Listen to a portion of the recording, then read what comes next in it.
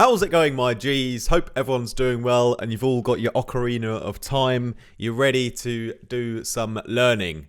If you're new to the channel, make sure you hit the subscribe button down below and also eat a passion fruit if you like passion fruit. Or just tell me that I'm making terrible jokes. That's also fine. Yeah, today we're going to make three sounds, and they're three ambient soundscape effects sounds you can use in your intro. These are really, really perfect for filling out frequencies where you don't have enough. And yeah, I've made them all in Vital. So that's very, very exciting, is it not? And yeah, one last thing. I've actually just dropped them all as presets in my Discord group. That's really exciting, isn't it? Because Discord is a platform. Come along and join Discord because I've got some wicked people in there, some fantastic producers and just really creative, inspiring folks who just keep me going, support what I do and keep me motivated to keep making videos for you guys. So let's get into this little soundscape that I've made. I've got three sounds, and one of them sort of deals with the low end, one of them deals more with the mid-range, and the third one deals more with the real high end of the frequency spectrum. Also, one last thing, you can also check out the link down below to my website where you can get information on my one-on-one tuition, my Vital preset packs, and my mastering services. Let's get into today's video.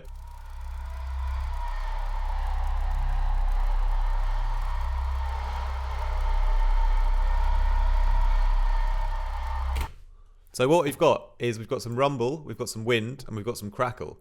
And so if I start with the rumble, and I'll talk about why it's also useful, the idea is that you can create tension by having this sort of low rumbling sort of sub bass or sine wave. But it's a little bit different to having just a normal sub bass in your track. For example, if you're making electronic music, drum and bass or whatever, if you've got this like really clean and punchy sub, this kind of rumble effect is different, and it's kind of on purposely making the speaker have something to keep it a bit distorted and weird and not quite sounding like clean. That's the idea, you know? So you use it in small amounts and just in your intros, for example.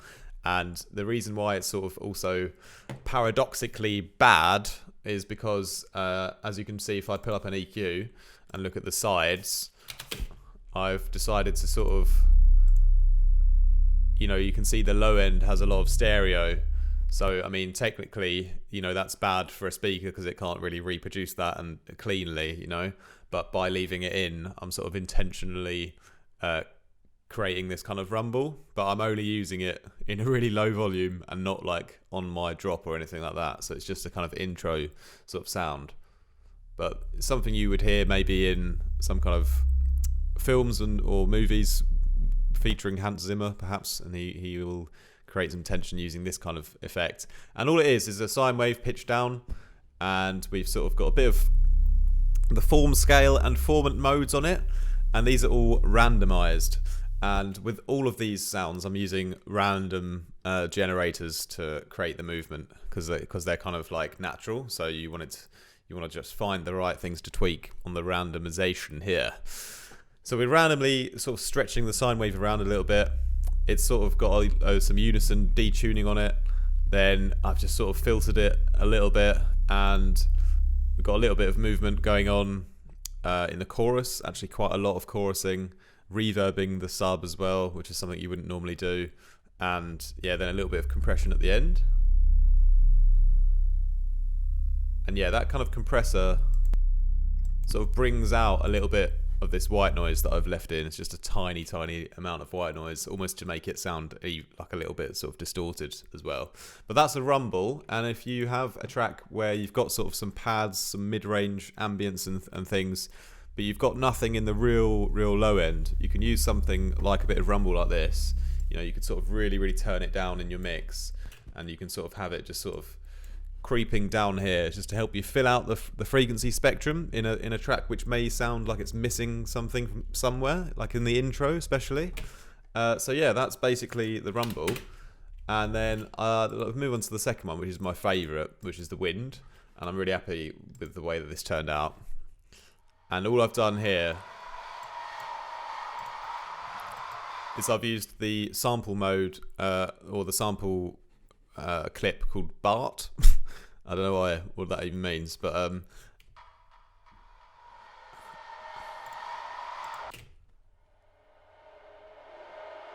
and the real kind of windy wailing is coming from the pitch randomization on here. So I've put a random 2 I've put on here, and it's just set to 2/1.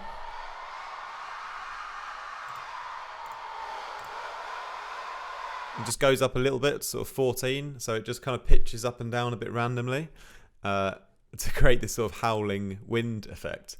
And I've got a few other modulations going on here on my LFO1, which are all tracked to the oscillators, which are turned off, so that's completely irrelevant. I think it was a previous patch I was trying to design, and then I made it into a new one. But yeah, a very slow attack, and also on the effects then, it's just a lot of reverb. I think there's a bit of randomization on some delay as well, a bit of randomization on the mix, and I've used a number of different randomizers at different speeds. So yeah, you can sort of do that to, you know, if you think you want this particular parameter to randomly move quickly or randomly move slowly. That's just kind of how you have to think about it when you're tweaking it. You know, this is all new to me as well. So, but I think this is a really nice patch. I think this is my favorite one, the wind. Let me know in the comment down below which one your favorite one is as well. But mine's definitely the wind. And the crackle is one I just made this morning, and I didn't quite get that vinyl crackle I wanted, but I got quite close to it.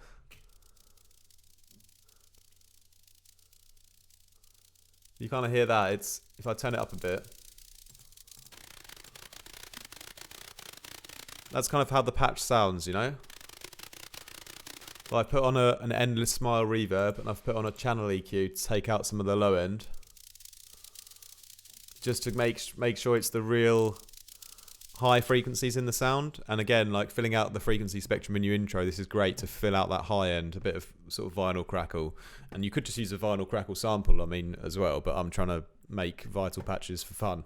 And yeah, so sort of turning this a lot down in the mix, just to give a little bit of sparkle up here in the high end. And all I've done to create this is I've just cycled through the different samples, and I found that the brown noise one sounded like the most realistic. And I've put randomization on the level of it. I've made an LFO to tweak the level of it here.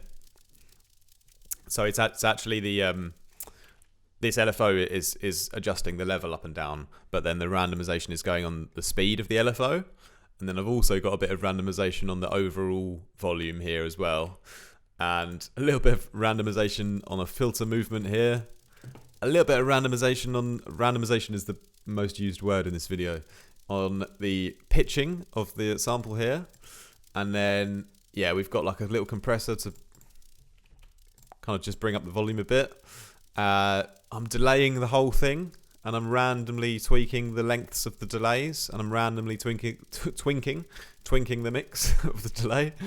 I'm taking out the low end again. I've got this little filter which has a little bit of kind of boost in the mid-range here, because it sounded a bit more like I was almost trying to make some rain droplets at one point during this patch, because it started to sound more like rain than crackle. Now I think it's like a blend between the two, really, but I think it's more on the side of crackle. But anyway, raindrop, crackle drops, something like that. Very, very useful though, in my opinion, and especially when you layer them all together. If you check out the previous video I did, I tried to make like my own first soundscape, like an hour-long like relaxation piece using a flute, and I used like a few of these sounds in it as well. Like I used the rumble and the wind in that, like in the background, really quietly to create the soundscape. I'm not trying to become like a meditation hippie guru or anything like that, although I hear that pays quite well. No, I'm just kidding. No, I just like to make more immersive soundscapes and intros, like for drum and bass especially. So I think like having some tools and tricks like this up your arse and all is quite useful to just improve like the natural sound of your track, and also just draw the listener into like the sound world a little bit more, you know.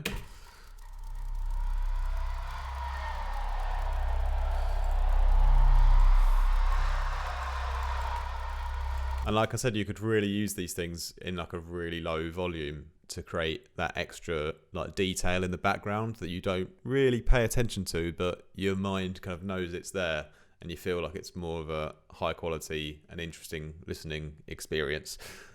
I hope that was a helpful video for you guys today. Yeah, I hope you enjoy the rest of your week, and I think I'll be doing a live stream tonight. So if you're watching this as I upload it, then stick around this evening, and I'll probably do a production live stream for an hour or two. So that's very, very exciting, isn't it? All right, I'll see you later. Bye.